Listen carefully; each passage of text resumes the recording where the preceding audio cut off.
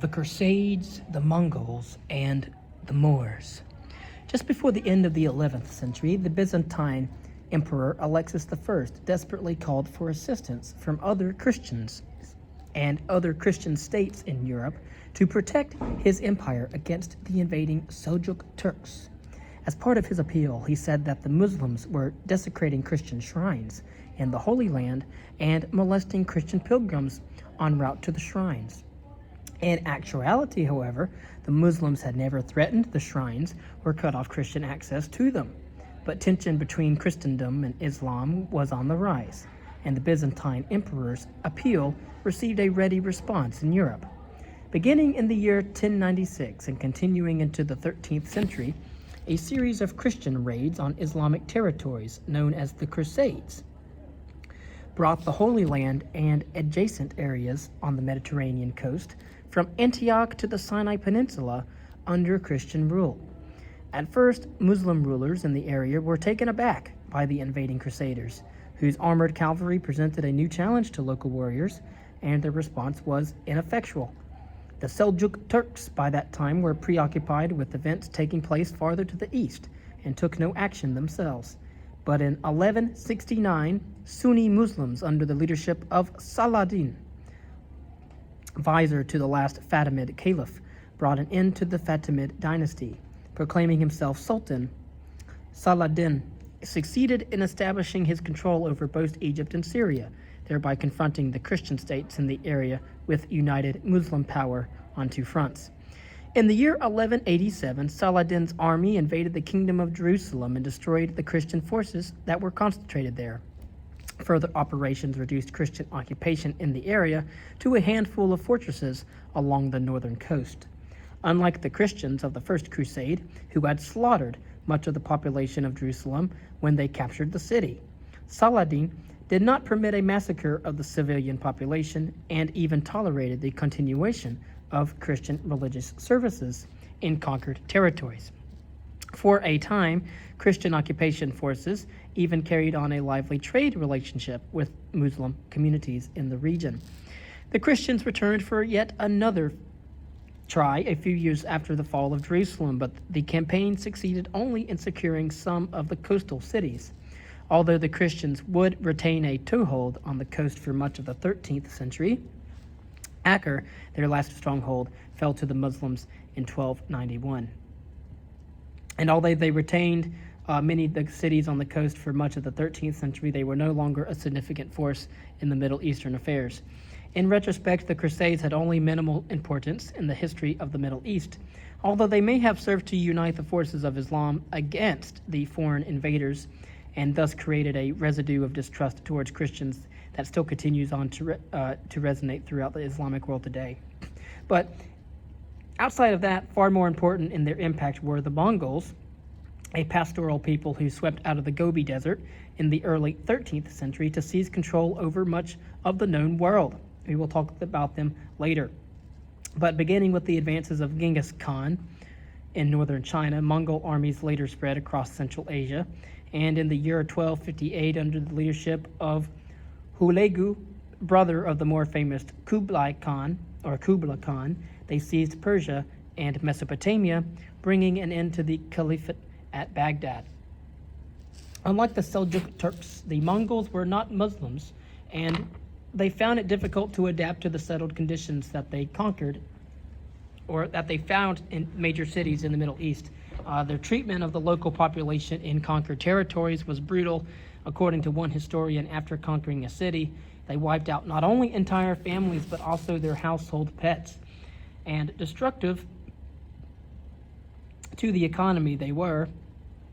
Cities were razed to the ground and dams and other irrigation works were destroyed, reducing prosperous agricultural societies to the point of mass starvation.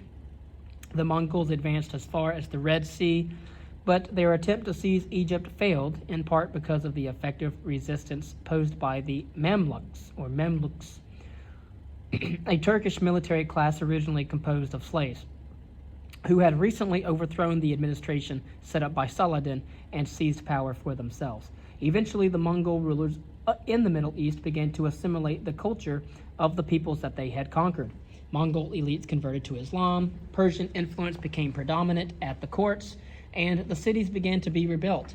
By the 14th century, the Mongol Empire had begun to split into separate kingdoms and then to disintegrate. In the meantime, however, the old Islamic Empire, originally established by the Arabs in the 7th and 8th centuries, again after the foundation of the religion of Islam, had long since come to an end. The new center of Islamic civilization was now in Cairo, now about to promote a renaissance in Muslim culture under the sponsorship of the Mamluks. To the north, another new force appeared on the horizon with the rise of Ottoman Turks on the Anatolian Peninsula. In the year 1453, Sultan Mehmet II seized Constantinople and brought an end to the Byzantine Empire. Then the Ottomans began to turn their attention to the rest of the Middle East, which we will discuss at a later time.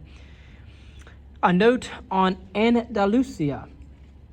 After the decline of Baghdad, perhaps the brightest star in the Muslim firmament was in Spain, where a member of the Umayyad dynasty had managed to establish himself after his family's rule in the Middle East had been overthrown in the year 750. Abd al-Rahman, or Abd al-Rahman, had escaped the carnage in Damascus and made his way to Spain, where Muslim power had recently replaced that of the Visigoths.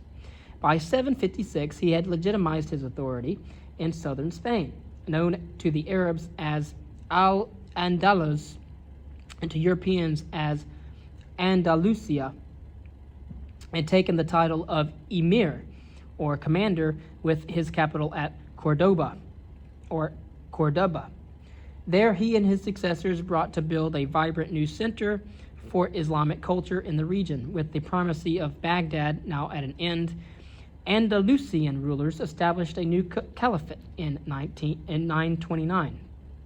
Now that the seizure of Crete, Sardinia, Sicily, and the Balearic Islands had turned the Mediterranean Sea into a Muslim lake, Andalusia became part of a vast trade network in Spain that stretched all the way from the Strait of Gibraltar to the Red Sea and beyond.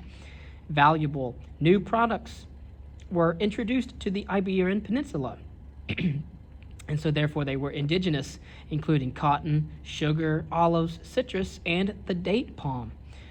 Andalusia also flourished as an artistic and intellectual center. The court gave active support to writers and artists, creating a brilliant culture focused on the emergence of three world-class cities: Cordoba, Seville, and Toledo. Intellectual leaders arrived in the area from all parts of the Islamic world, bringing their knowledge of medicine, astronomy, mathematics, and philosophy.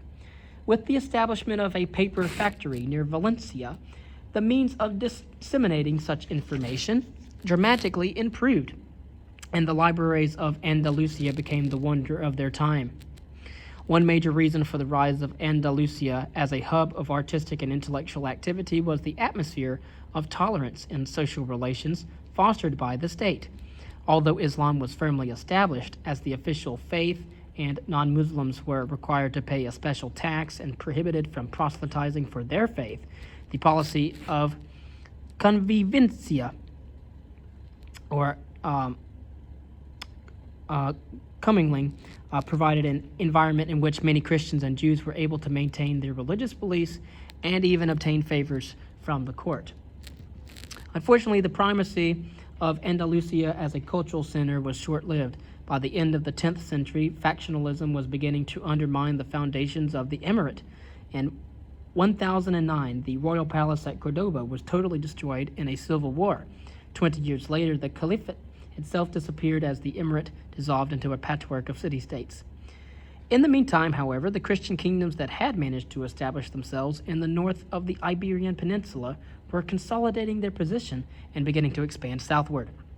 In the year 1085, Alfonso VI, of the Christian king of Castile, seized Toledo, one of Andalusia's main intellectual centers. The new rulers continued to foster the artistic and intellectual activities of their predecessors. To recoup their losses, however, the Muslim rulers in Seville called on fellow Muslims, the Almoravids, or a Berber dynasty in Morocco, for help in halting the Christian advance. Berber mercenaries defeated Castilian forces at Badajoz in 1086, but then remained in the area to establish their own rule over remaining Muslim-held areas in southern Spain. A warrior culture with no tolerance for heterodox ideas, the Almoravids quickly brought an end to the era of religious tolerance and intellectual achievement. But the presence of Andalusia's new warlike rulers was unable to stem the tide of Christian advance. In the year 1215, Pope Innocent III called for a new crusade to destroy Muslim rule in southern Spain. Over the next 200 years, Christian armies advanced relentlessly southward, seizing the cities of Seville and Cordoba. But a single redoubt of al-Uthman's glorious achievement remained, the remote mountain city of Granada, with its imposing hilltop fortress, the Alhambra. A note on Moorish Spain. Was it an era of cultural tolerance? In standard interpretations of European history, Western historians have usually described the Reconquista or reconquest of southern Spain by the Christian kingdoms in the north as a positive development that freed the Spanish people from centuries of oppressive Muslim rule. In recent years, however, it has become fashionable to point out to the Moorish era in Spain. The term Moors is often used to refer to the Muslims in Spain as a period of cultural tolerance, a time of diversity that was followed by the bloody era of the Spanish Inquisition, when the Catholic Church persecuted Muslims, Jews, and Christian heretics for their refusal to accept the true faith.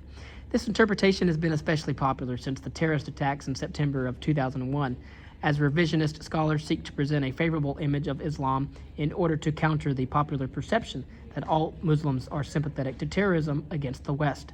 Some historians, however, argue that this portrayal of the Moorish era as a period of cultural tolerance overstates the case.